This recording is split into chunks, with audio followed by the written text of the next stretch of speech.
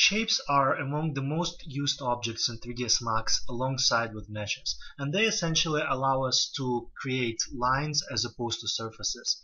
And with Lab, it is possible to create shape geometry along with the polygon geometry like we have been doing before. So in this tutorial, I just want to explore how to create a basic shape. Let's begin by going to the Shapes panel in 3ds Max, and in the drop-down we have Ephere Lab templates, and in there we have Lab Polyline. And by doing the same thing as we do with meshes, we can click inside the viewport to create a blank plugin. And if we go to the Modify panel and click Edit Plugin, this is where we define our plugin structure. Just like with polygon meshes, we need to create a polyline mesh. And the difference between polygon meshes and polyline meshes essentially is just that polygon meshes define polygon surfaces, and polyline meshes allow you to connect multiple vertices using lines. So let's create a polyline mesh by typing in polyline and using the constructor for the mesh.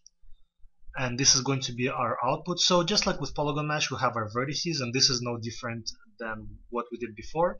And we have our polylines, which are essentially the same thing as polygons, but they create lines as opposed to surfaces. So first, let's create two vertices. I'm going to create two vector3 values, and I'm going to use the constructor which accepts their 3 coordinates.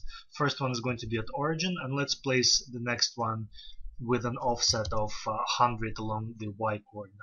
I will wire this into the vertices input to define our vertices. So we have 2 vertices in our mesh, and now I just need to also create one polyline to connect these vertices together. So I'm going to create a polyline, and there's a polyline constructor which accepts a collection of integers, in this case a numerable integer, and this accepts vertex indices. So I'm going to create 2 constants of type integer, and the first one is going to be 0, which means that we will be specifying the first vertex because it's 0 based, and the second one is going to be index 1 to specify the second vertex. I will wire this into the vertex input, and the polyline result will be our only polyline in this mesh. So the result I'm going to just specify as the output for our mesh, and just like that we have a shape object which at this point just defines a single line. So essentially the polyline mesh is identical to polygon mesh, except that a polyline accepts, or rather the polyline generates a line as opposed to a polygon. So in future tutorials we will create some more complex shapes using this technique.